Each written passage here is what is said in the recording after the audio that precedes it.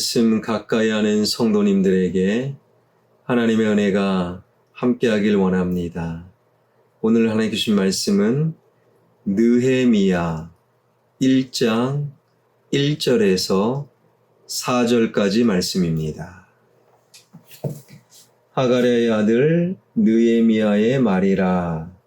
아닥사스다 왕 제20년 기슬루월에 내가 수상궁에 있는데 내 형제들 가운데 하나인 하나니가 두어 사람과 함께 유다에서 내게 이르렀기로 내가 그 사로잡힘을 면하고 남아있는 유다와 예루살렘 사람들의 형편을 물은즉 그들이 내게 이르되 사로잡힘을 면하고 남아있는 자들이 그 지방 거기에서 큰 환난을 당하고 능욕을 받으며 예루살렘 성은 허물어지고 성문들은 불탔다 하는지라.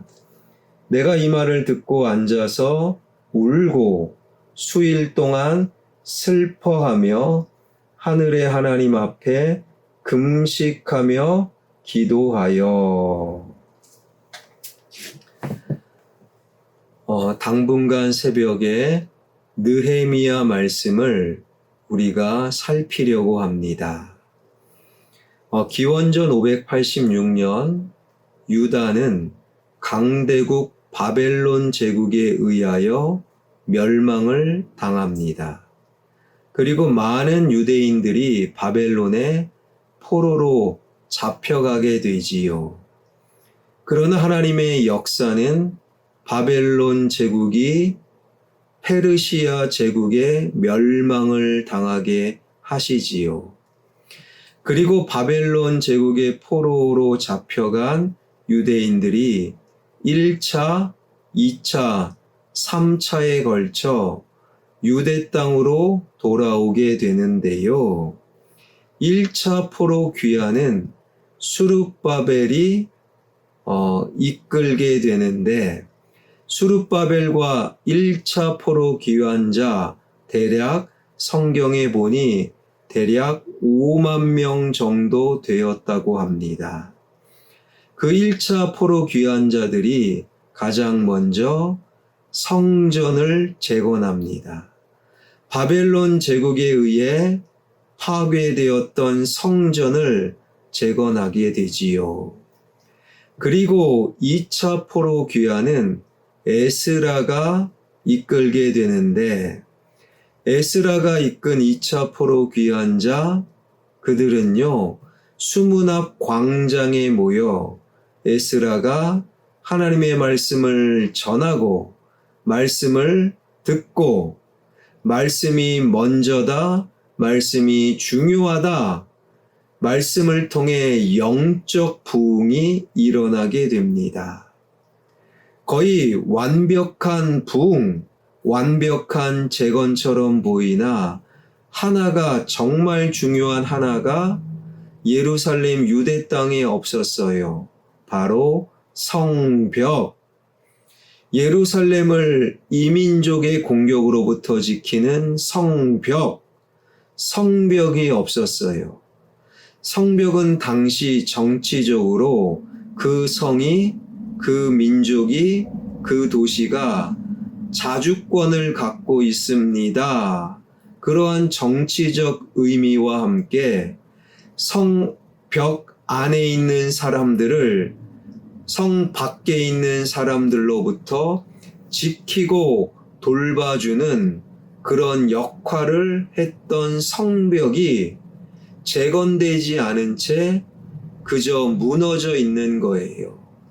성전도 세워지고 국가적으로 으쌰으쌰 특별히 영적인 부흥도 일어나고 그런데 성벽이 없으니 이민족이 툭하면 쳐들어와 빼앗고 괴롭히는 고달픈 삶을 살아갈 수밖에 없었던 것이지요. 그렇게 2차 포로 귀환이 있은 후 대략 12년이 흘렀습니다.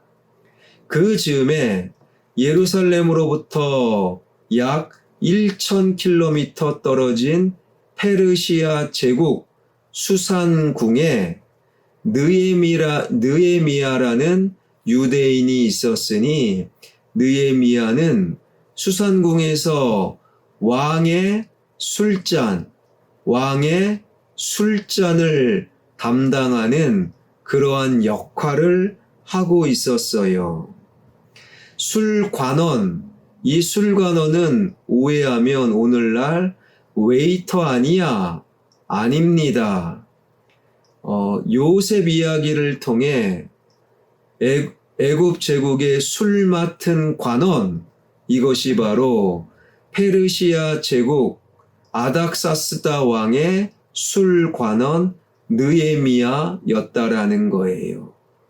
느헤미야는 고위 공직자, 요즘으로 굳이 따지자면 대통령, 경호실장 혹은 비서실장 정도 되는 굉장히 높은 고위 관료였습니다. 그 높은 자리, 근사한 자리, 대단한 권력과 연봉을 자랑하는 그 자리에서도 느헤미야는 늘 하나님을 생각했어요. 하나님의 성전, 하나님이 선택하신 유대 땅은 어떤가 늘 하나님을 생각했던 느헤미야. 어느 날 이런 일이 벌어집니다. 오늘 본문 1절과 2절. 하가랴의 아들 느헤미야의 말이라 아닥사스다 왕 제20년 기슬르월에 내가 수산궁에 있는데 내 형제들 가운데 하나인 하나니가 두어 사람과 함께 유다에서 내게 이르렀기로 내가 그 사로잡힘을 면하고 남아있는 유다와 예루살렘 사람들의 형편을 물은즉 그 좋은 자리 잘 나가는 술관원 그 자리에서도 늘 하나님을 생각했던 느헤미야. 그러니 느헤미야의 관심은 하나님을 믿는 하나님의 사람들에 대한 관심이 대단했다라는 거예요. 하나님을 생각하는 자, 하나님의 사람에 대한 관심이 대단한 거예요. 하나님을 생각하는 자, 저 같은 경우는요, 누가 청문회에 나온다, 그러면 그 사람이 그리스도인인가 아닌가, 그거를 제일 먼저 봐요. 그리고 그 사람이 자격이 있는가, 없는가, 그 다음에 봅니다. 하나님을 생각하는 자, 하나님의 사람들을 관심 가질 수밖에 없다. 여러분은 하나님을 생각하십니까? 여러분은 하나님의 사람에 대한 관심을 갖고 계십니까? 하나님을 생각했던 느헤미야는 예루살렘에서 온 몇몇 사람들을 붙들고 예루살렘은 어떤지, 성전은 어떤지, 하나님께 선택받은 그들의 삶은 어떤지 물어본 거예요. 그러자 사람들은 대답합니다. 성전도 있고 에스라를 통해 으쌰으쌰 영적 부흥도 있는 것 같은데 아직 성벽이 무너진 채 이스라엘 땅 하나님의 사람들은 힘겨운 하루하루를 보내고 있습니다. 그러자 느헤미야는 이런 반응을 하지요. 4절 내가 이 말을 듣고 앉아서 울고 수일 동안 슬퍼하며 하늘의 하나님 앞에 금식하며 기도하여 하나님을 생각하니 하나님의 사람들에 대한 대단한 관심, 그런데 하나님의 사람들이 어렵게 산다고 하니 수일 동안 슬피 울며 금식 기도할 수밖에 없었다라는 거예요. 하나님을 생각하는 자, 하나님을 믿는 사람들이 어려울 때 마음이 힘들고 어려운 거예요. 여러분은 언제 마음이 힘들고 어렵습니까? 일이 잘 안 풀릴 때, 손해볼 때, 사업이나 직장이 좀 힘들어질 때, 가족이 어려울 때, 물론 그럴 때도 힘들 겁니다. 그러나 하나님의 사람들이 어려울 때 저와 여러분은 마음이 또 어려워지는 거예요. 그렇게 수일 동안 금식 기도하며 드디어 느헤미야는 아닥사스다 왕 앞에 나아가 조소를 받아 예루살렘 성벽을 재건하겠다. 그 좋은 자리, 권력의 자리, 연봉 대단한 자리를 내려놓고 예루살렘으로 귀환하게 되는데 이것이 느헤미야를 통한 3차 포로 귀환이었던 거예요. 바로 이 오늘 말씀을 통해 우리가 한 가지 묵상해야 될 하나님의 마음은요, 바로 내가 하나님을 생각하고 있는가? 하나님을 생각할 때 하나님의 사람에 대한 관심을 가질 수밖에 없다라는 거예요. 그날도 느헤미야는 술 관원으로 정상 시간에 출근했고, 그날도 다른 날과 똑같이 술 관원으로 스케줄을 다 소화하고 있었고, 열심을 다해 해야 될 일을 하는 일상의 성실한 사람이었어요. 그 일상의 성실함 가운데도 늘 하나님을 생각하고 하나님의 사람의 관심을 기울였던 느헤미야, 그리고 고향 땅에서 온 사람들을 통해 하나님 사람들 고향의 소식을 전해 듣고 예루살렘 성벽을 재건하자 예루살렘 성벽을 재건하는 기적과 같은 일을 펼쳐나갈 수 있었다라는 거예요. 교회 안에서도 가만히 보면 그냥 마음이 붕 떠서 기적을, 아주 대단한 일만 쫓아다니는 그러한 들뜬 사람들이 있는 거예요. 기적을 쫓아다니는 사람들. 그러나 느헤미야는 자신이 해야 될 일상의 일들의 최선과 성실함을 보여주었고, 오히려 그 속에서 하나님을 생각함으로 일상을 기적으로 만들어냈다라는 거예요. 느헤미야는 기적을 쫓는 자가 아니라 일상을 기적으로 만들었던 하나님을 생각하는 자였다라는 거예요. 오늘 학생들은 학교를 가고 직장인들은 출근을 하고, 그리고 집안을 돌보는 분들은 집안을 열심히 집안일하며 돌보고 일상을 성실히 최선을 다해 나의 일을 하는 거예요. 그러나 일상생활 가운데 늘 하나님을 생각하고 늘 하나님의 사람들에게 관심을 기울이는 거예요.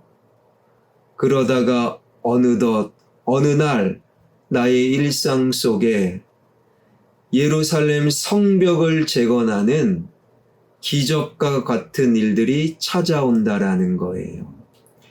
기적을 쫓는 자가 아니라 하나님을 생각함으로 일상을 기적으로 만들어내는 저와 여러분, 우리 모두가 되길 주님의 이름으로 축원합니다. 기도하겠습니다. 대제국 페르시아 제국의 고위 관료 술관원이었던 느헤미야. 그러나 일상생활을 성실히 감당하면서도 일상 속에서도 하나님을 생각했던 느헤미야는 기적을 쫓는 허망한 삶이 아니라 일상을 기적으로 만들었던 하나님을 생각했던 신앙인이었음을 기억하길 원합니다. 화려하고 짜릿하고 기적을 쫓는 허망한 삶을 멈추고 하나님이 허락하신 나의 일상을 성실히 최선을 다해 감당하되 늘 하나님을 생각하는, 그래서 일상을 기적으로 만드는 우리 모두가 되게 하여 주옵소서. 나의 자녀가 한방, 나의 자녀가 큰일, 나의 자녀가 화려하고 짜릿한 기적을 쫓는 어리석은 자가 아니라 맡겨준 회사일, 학교일, 그리고 감당해야 될 일상에 최선을 다하는 성실한 자녀, 그럼에도 성실함 속에 하나님을 늘 생각하는 일상을 기적으로 만드는 그리스도인이 되게 하여 주옵소서. 새롭게 시작된 7월 한 달 하나님의 보살핌과 도우심이 함께하여 주실 줄 믿사옵고 예수 그리스도의 이름으로 기도하옵나이다. 아멘.